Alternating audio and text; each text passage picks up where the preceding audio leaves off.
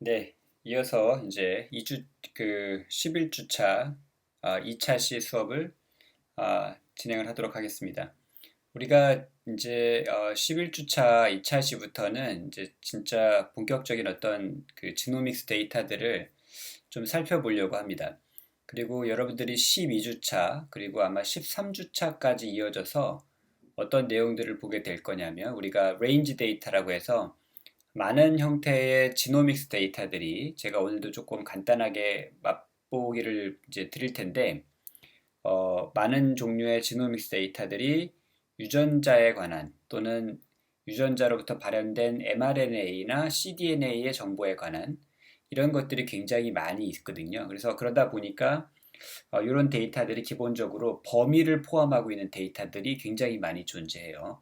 그래서 범위가 영어로 range잖아요. 그래서 이런 데이터들을 다 range 데이터라고 하는데 그런 range 정보를 포함하고 있는 데이터 셋들을 어떻게 하면 분석하고 그 데이터로부터 예를 들어 시퀀싱 데이터가 있다 그러면 그런 것들을 또 어떻게 내가 통합하고 분석하고 결과를 낼 수 있는지 이런 부분들에 대해서 어떻게 접근하는지를 제가 지금부터 이제 다음 주차까지 해서 조금 설명을 드리도록 하겠습니다. 그래서 우리가 오늘 살펴볼 데이터는요, 뭐 어떤 그 유전체 데이터의 어떤 뭐 전형적인 모습을 좀 보여주는 그런 데이터입니다. 일단은 한번 불러와 보도록 할게요. 여러분들은 이 시스템에서 강의 자료에서 자료를 다운 받으셔가지고 여러분들이 원하는 위치에다가 저장을 하시고 불러오시면 됩니다. 저 같은 경우는 또 편의상 데스크탑 바탕화면에다 저장을 해놨고요. 그래서 이제 그 불러오기 위해서 바탕화면으로 이제 워킹 디렉토리 지정을 하고, 그쵸? 항상 이런 것들을 기억하실지 모르겠지만 이렇게 내 데이터가 어디에 저장이 되는지 이런 것들을 기본적으로 이렇게 잘 설정을 딱 해놓고요, 그쵸? 이거 꼭 코멘트 하지 않아 상관없습니다.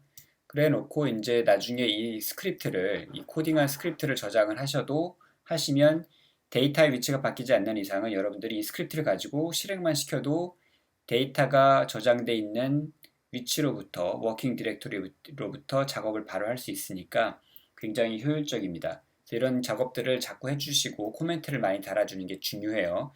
저는 강의하면서 편의상 제가 코멘트를 많이 달고 있지는 않지만 여러분들은 어떤 일들을 할 때마다 나중에 분석을 하시면서 그 늘 왜 이 분석을 했는지 그래서 결과가 어떻게 나왔는지 이게 의미가 뭔지 이런 것들을 자주자주 코멘트를 해주시는 게 굉장히 중요합니다. 자, 바탕화면에 데이터가 있고요. 저는 그 데이터를 불러와서 데이터라고 하는 변수에다가 저장을 하도록 하겠습니다. 자, 데이터 이름이 지놈 데이터 언더바 example 텍스트 이렇게 돼 있어요. 그래서 이 자체가 그냥 CSV 파일이고 뭐 그냥 불러오시기만 해도 됩니다. 물론 이제 이런 거를 설정을 해주셔도 되는데 이 데이터가 어떻게 생겨먹은 거고 뭔지 정확히 알고 있으면 사실은 뭐 큰 문제가 없긴 합니다. 그쵸? 이렇게 하시고 true 여기 따옴표가 있어 그랬죠? 예, 이렇게 불러오시면 되고요. 지금 보시면 그래서 이 데이터 큽니다. 59,140개의 줄을 갖고 있고 16개의 칼럼을 갖고 있는 데이터셋이라는 거를 여러분들이 쉽게 볼 수가 있고요. 헤드를 보통 하면 그쵸? 우리가 앞에 6개를 볼 수 있는데 이게 기니까요. 앞에 3줄만 좀 보는 방향으로 하겠습니다. 이걸 하려면요. 이제 지금 처음으로 말씀드리는 건데 콤마를 하시고 여기다 3을 이렇게 딱 집어넣으시면 헤드라고 하는 함수가 기본적으로 데이터셋의 첫 6줄까지만 보여주는데 이렇게 숫자를 3으로 정해 놓으시면 3줄까지만 보여줍니다. 그렇죠? 이게 3줄만 볼 수가 있게 돼요. 이렇게 되면 우리가 데이터가 어떻게 생겨먹은 놈인지를 전체적으로 한번 쭉 살펴볼 수가 있습니다. 지금 보시면 이 스타트 위치가 표시되어 있는 칼럼, 엔드 위치가 표시되어 있는 칼럼이 있고요. 그쵸?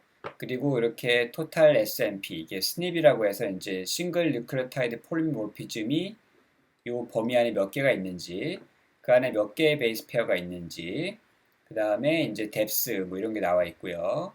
이 뭔지는 지금 당장 모르셔도 상관없습니다. 유닉 SNP가 몇 개 있는지, 뭐 DHSNP가 몇 개인지, 레퍼런스 베이스가 얼마인지, 세타 이거는 population generics 데이터 값인데 세타 값이 얼마인지, 파이 값이 얼마인지, 그 다음에 뭐 헤테로자이고시티 측정 값이 얼마인지 XGC라고 돼 있고, 이건 좀 수정이 필요합니다. 이거는 이제 GC 컨텐츠인데 우리가 이거는 XGC가 아니라 다른 걸로 바꿔줘야 될 것 같고요.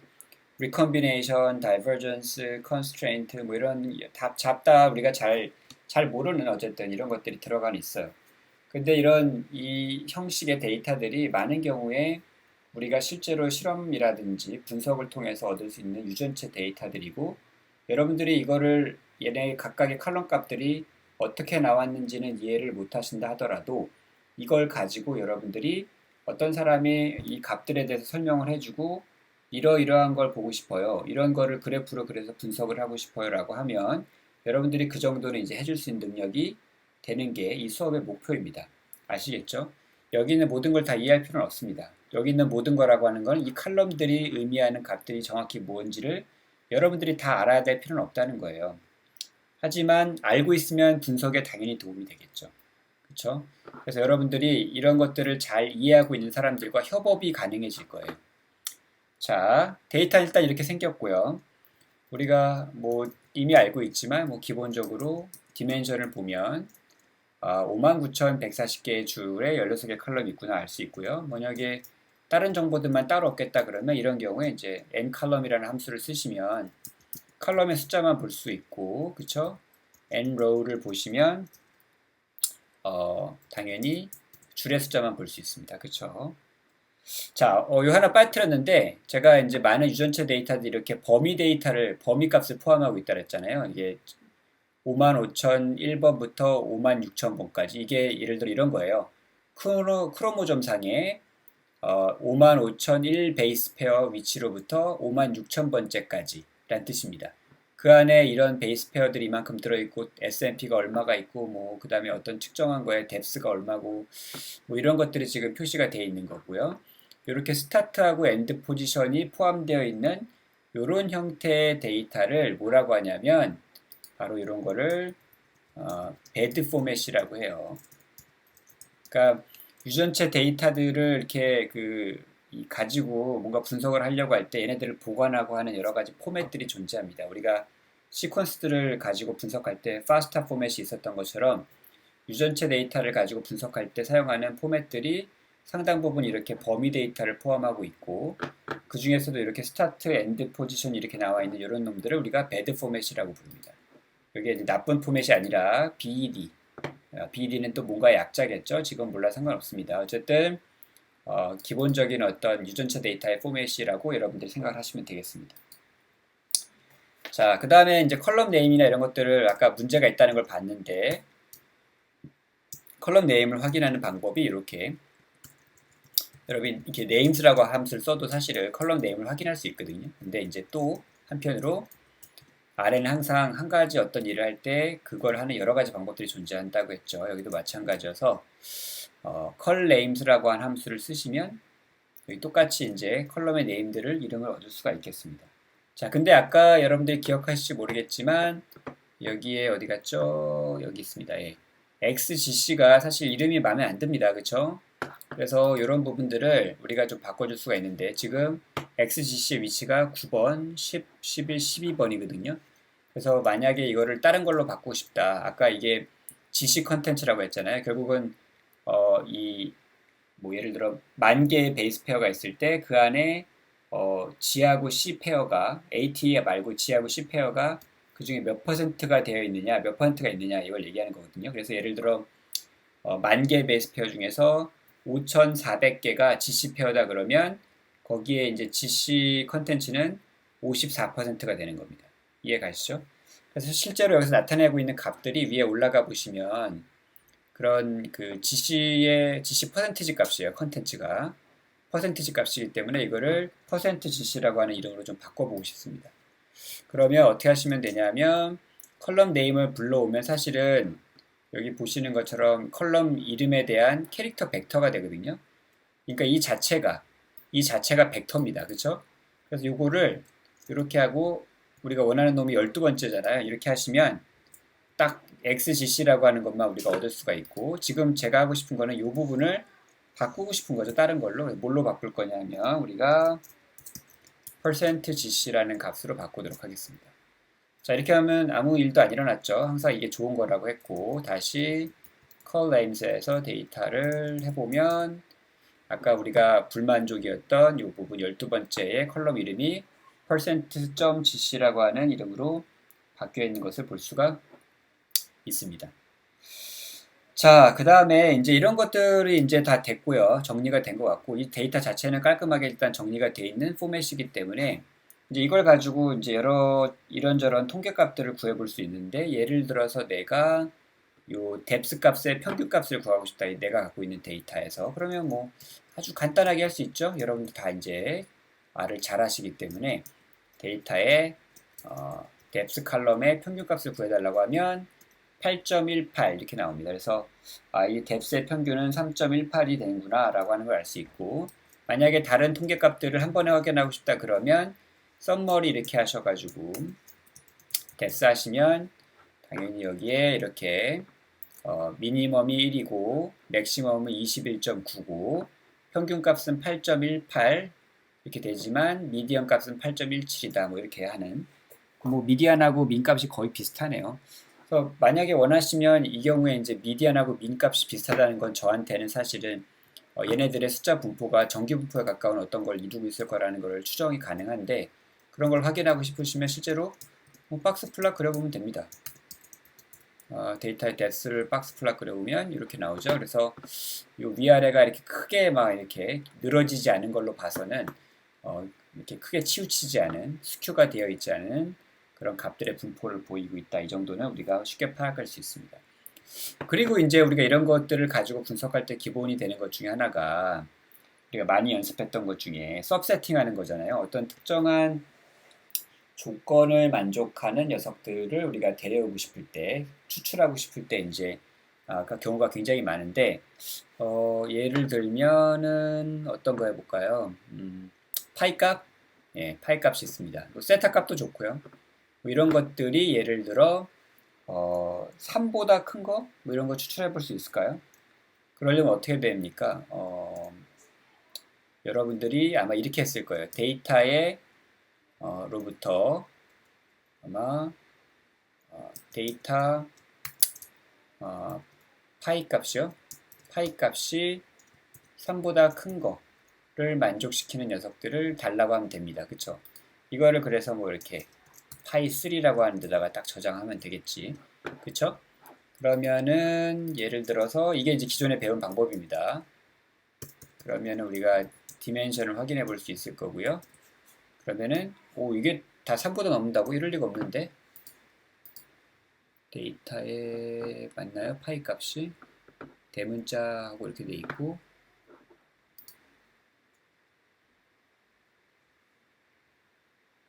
재밌네요. 네. 왜 전체 값이 나오죠 지금? 제가 헷갈리고 있습니다. 전체 값이 아니군요. 예, 맞습니다. 전체는 59,140개가 있고요. 그 중에 이제 대부분의 값들이 3보다 크다는 걸 알 수가 있네요. 예. 그러니까 이거를 조금 더 크게 키우면 될 것 같은데, 이거를 한번 감을 잡기 위해서 한번 보죠. 얼마나 어떤 분포를 갖고 있는지. 데이터에 파이 값의 서머리를 달라고 하면 이게 크군요. 대부분 이게 평균 값이 미디안 값이나 평균 값 다 10 이상이니까 대부분의 경우에 3이 넘는 게 많네요. 만약에 제가 한 13 정도라고 하면 숫자가 많이 줄 것 같습니다. 한번 볼까요? 이거는 그럼 13으로 바꾸고, 예. 그러고 나서 파이 13을 보면 절반 이상은 줄어든 거를 볼 수가 있죠. 왜냐하면 평균 값이 13 가까운 값이 있으니까 우리가 13보다 큰 걸 달라고 하면 당연히 절반 정도의 값이 떨어져 나가는 것을 볼 수가 있을 겁니다. 자, 뭐 어쨌든 근데 이제 만약에 이제 이런 질문이 있을 수가 있어요. 뭐 이런 범위도 알겠고 특정한 값보다 높은 값들을 갖는 그런 줄들을 추출하는 것도 이제 할 수가 있어요. 알 수가 있습니다. 그렇죠? 여러분도 할 수 있고. 근데 만약에 가장 작은 값 또는 그러니까 이 미니멈 값 또는 가장 큰 값, 맥시멈 값을 가는 데가 어딘지를 추출하려고 하면 어떻게 될까요? 이 값을 활용하는 방법도 있지만 조금 무식한 방법이고요. 여러분들이 여기에 이제 활용할 수 있는 방법이 있는데 뭐냐면 기본적으로 이제는 이런 문법을 이해하실 텐데 제가 이렇게 한 다음에 이게 3보다 크냐라고 물어보면 여기에 대해서 이제 컴퓨터는 사실 여기에 이 데이터 파이 값이 59,000개의 값이 있을 거거든요. 그쵸? 줄이 59,000이니까. 그러면 59,000개의 값에 따라 대해서 모두 3보다 큰지 아닌지를 답변을 다 해줘야 됩니다. 여기다 출력이 안 되겠죠? 그러니까 이제 제가 이렇게 여기다가 헤드를 붙이면 앞에 6개 값만 보여줍니다. 그래서 맨 앞에 있는 1번 값은 3보다 크지 않고 지금 나머지 여기는 3보다 크고 세 번째 값은 3보다 작고 나머지는 또 3보다 크다 이걸 출력을 해주죠. 실제로 가서 데이터를 보시면 파이 값이 처음에는 3보다 작고 3보다 크고 3보다 작습니다. 그렇죠? 요 경향을 똑같이 볼 수가 있어요. 자, 이거를 이제 활용할 수 있어요. 이런 특징들을. 그래서 이런 우리가 흔히 말하는 이 로직 오퍼레이터라고 하는 건데 true나 false 값을 아웃풋으로 주는 경우이고요. 근데 이제 이것만으로는 안 되고요. 우리가 함수를 하나 활용을 해야 되는데 이런 로직 오퍼레이터를 활용하면서 우리가 원하는 어떤 값들을 어떤 위치에 있는 값들이 내가 원하는 조건을 만족하는지를 알려주는 여러 가지 함수들이 있는데 그 중에 하나가 이제 유용하게 쓸 수 있는 게 which라고 하는 함수가 있습니다. 이거는 이제 영어로는 어디냐는 뜻이잖아요. 그죠? 무엇이 아니라 what이 아니라 which, 어느 거 이런 뜻이니까 여기에 이제 이렇게 하시면 돼요. 그래서 얘네들이 받는 값이 사실은 이렇게 하면 3보다 큰 위치가 어디냐라고 하는 걸 물어보는 겁니다. 이것도 많으니까, 그쵸? 많으니까 아까 보면 맥시멈 값이 265잖아요. 그러면 이거 개수를 줄이기 위해서 250보다 큰 값들이 어디 있는지를 한번 물어보겠습니다. 아주 많지 않을 것 같은데 그러면 42,958번째라고 얘기를 해주고 있네요. 만약에 이거를 좀 줄여서 이렇게 하면 하나밖에 없네. 만약에 100보다 큰 거 그러면 좀 많이 나옵니다. 이게 뭐냐면 이 숫자들이 위치예요. 줄의 번호입니다. 21,995번째 줄, 25,888번째 줄의 값들이 거기에 있는 해당하는 컬럼의 파이 값이 파이라고 하는 컬럼 값이 이 100보다 큰 값을 갖고 있다라고 하는 위치를 지정을 해주는 겁니다. 자, 굉장히 유용하죠? 이거랑 이제 맞물려서 우리가 아까 처음에 했던 질문을 답하기 위해서 사용할 수 있는 게 여기 딱 나오죠? which max, which min 이런 게 있어요. 그래서 .min 한 다음에 데이터에 파이 이렇게 해주시면 파이 값에서 가장 작은 값을 갖고 있는 컬럼이 어디인지를 알려줍니다. 이 첫 번째 컬럼 바로 0 값이 나왔던 첫 번째 컬럼이라는 거고 맥스 값, 최대 값은 어디 있느냐를 물어보면 자, 아까 봤죠? 예, 42,958번째 줄이 이 파이 값의 최대 값을 포함하고 있다는 것을 우리가 알 수가 있습니다. 이거랑 붙여서 사실은 여러분들이 알아두면 좋은 게 n이라고 하는 게 있어요. 그래서 여기에 이제 그 중에 어떤 거라도 이런 조건을 만족하느냐가 있냐를 물어보는 건데 예를 들어 이런 거예요. 파이 중에 예를 들어 이런 거예요. 300보다 큰 게 있냐? 근데 우리가 알고 있잖아요. 뭘 알고 있냐면 맥시멈 값이 최대 값이 265 정도 되기 때문에 300보다 큰 건 없어요. 그러니까 이 경우에는 파이 값 중에 300보다 큰 게 있느냐를 물어보고 있잖아요. 어떤 값이라 300보다 큰 게 있냐를 물어보는 거기 때문에 그런 거 없죠. 그러면 이 경우에는 false 값이 나와야 될 겁니다. 그렇죠? 그 다음 만약에 그러면 200보다 큰 값은 있어? 어떤 값이라도 있냐 없냐만 물어보는 거예요. 어느 게 200보다 큰지는 관심이 없어요. 그러면 이 경우에는 있으니까 true 값이 나올 겁니다. 그래서 여러분들이 which 또는 any 같은 함수를 사용하시면 이거는 디폴트 패키지에 들어있는 거예요. 다 베이스 패키지에. 이런 걸 사용하시면 우리가 어느 위치에 있는 값들이 내가 원하는 조건을 만족하는지 그리고 which min, which max를 사용하시면 어떤 값이 최대 값이고 어떤 위치에서 최소 값이 나오는지 그 다음에 어떤 특정한 값이나 조건을 만족하는 게 있는지 없는지를 이런 any 같은 것들을 통해서 우리가 확인할 수가 있고요. 두 번째로 이제 실제로 예를 들어 파이 값이 맥시멈이나 미니멈에 해당하는 그쵸? 그런 줄들에 있는 나머지 데이터들도 다 추출이 가능합니다. 쉽게. 어떻게 가능하냐면 그냥 수업 세팅하시면 되는 거죠. 그쵸? 왜? 요놈이 그 위치 정보를 주잖아요. 그렇죠? 그래서 여러분들이 맥시멈 값을 포함하고 있는 줄을 다 추출하고 싶다 그러면 이렇게 하시면 되겠습니다. 데이터 파이 값이 맥시멈인 거에 컬럼의 정보를 달라고 하고 이렇게 점을 찍어서 이제 이 컬럼에 관계없이 이거를 만족하는 줄을 달라고 하면 됩니다. 요게 이제 그 줄에 대한 정보를 포함하고 있잖아요. 42,958번째 줄. 그 줄만 딱 출력이 됩니다. 그렇죠? 그래서 요 맥시멈 파이 값을 포함하고 있는 크로모점 상의 지역은 이게 뭐 얼마예요? 10, 100, 1000만, 10만, 100만, 1000만인가? 예, 4700, 어, 4714만 6001번째부터 4714만 7000번째까지 요 위치에 있는 거고, 그쵸? 나머지 뭐 이게 스닙이 그 안에 6개가 있고 이런 나머지 정보들을 이렇게 다 얻을 수가 있게 되는 겁니다. 이해가 가시나요? 예. 그래서 우리가 다음 시간에는 지금까지는 이제 기본적으로 이런 유전체 데이터들에 대해서 간단하게 살펴보고 유전체 데이터를 가지고 여러분들이 지금까지 배운 어떤 원하는 부분 추출하기, 어떤 기본적인 통계값 구하기 이런 것들을 좀 살펴봤고 그 다음 시간에는 이제 이어서 이런 유전체 데이터를 가지고 간단하게 시각화하고 이런 것들을 조금 데몬스트레이션, 데모를 좀 보여드리도록 하겠습니다.